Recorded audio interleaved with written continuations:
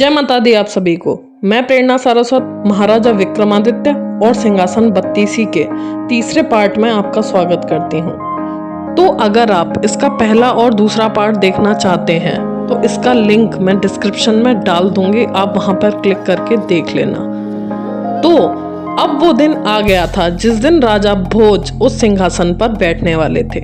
तो जैसे ही राजा भोज ने सिंहासन पर बैठना चाहा तो जो दूसरी पुतली थी जिसका नाम था चित्रलेखा, वो उड़कर राजा के सामने प्रकट हुई और बोली, जो भी राजा विक्रमादित्य जैसा गुणी हो, पराक्रमी हो, यशस्वी हो, बस वही इस सिंहासन पर बैठने योग्य है। तब राजा भोज ने पूछा कि विक्रमादित्य में ऐसा कौन सा गुण था जो मुझ में नहीं है। तब पुतली चित्रलेखा ने कहा कि मैं तुमको एक कहानी सुनाती हूँ, तो सुनो। एक बार राजा विक्रमादित्य ने सोचा कि चलो योग साधना की जाए। तो वो अपना राजपाट अपने छोटे भाई को सौंपकर अपने ऊपर भभूत लगाकर जंगल में चले गए। तो जिस दिन जंगल में राजा विक्रमादित्य गए थे, उसी जंगल में एक ब्राह्मण भी तपस्या करता था। तो उस ब्राह्मण को देवताओं ने प्रसन्न होकर एक फल दिया था और ब्राह्मण से कहा कि जो भी इस फल को खाएगा अमर हो जाएगा।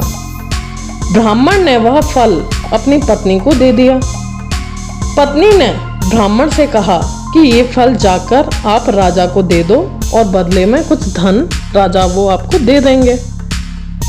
तो ब्राह्मण ने वो फल जाकर राजा को दे दिया। राजा अपनी रानी को बहुत प्रेम करते थे, उन्होंने वो फल अपनी रानी को दे दिया। पर जो रानी थी वो उस शहर के कोतवाल से प्रेम करती थी।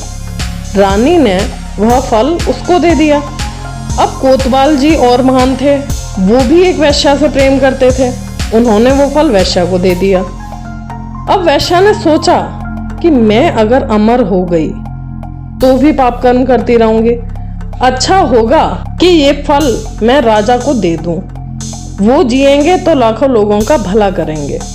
तो ये सोचकर जो वैश्या थी वो राजा के पास फल लेकर पहुंच गई और वो फल राजा को दे दिया। फल को देखकर राजा चकित रह गए, उन्हें सारा भेद मालूम हुआ तो वो बहुत दुखी हुए, उसे दुनिया बेकार लगने लगी। एक दिन वह बिना किसी से कुछ कहे सुने राजघाट छोड़कर घर से निकल गए।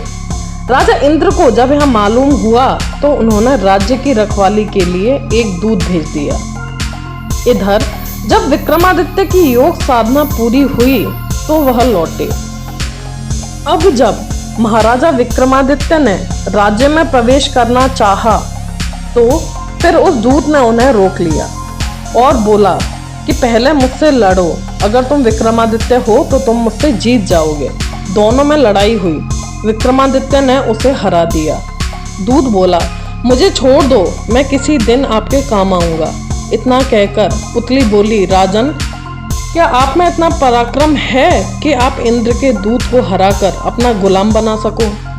तो चित्रलेखा की ये कहानी सुनकर राजा भोज फिर से आश्चर्य में पड़ गए। उन्हें लगा कि विक्रमादित्य उनसे ज्यादा गुणी और पराक्रमी थे। वो फिर उस दिन लौट आए इस इंतजार में कि शायद वो अगले दिन फिर से उस सिंहासन पर बैठ पाएंगे। तो इसी के साथ ये वाली कहानी यहाँ पे खत्म होती है। अगर आपको ये कहानी पसंद आए तो चैनल को लाइक, सब्सक्राइब और शेयर करना। जय माता दी, हर हर महादेव।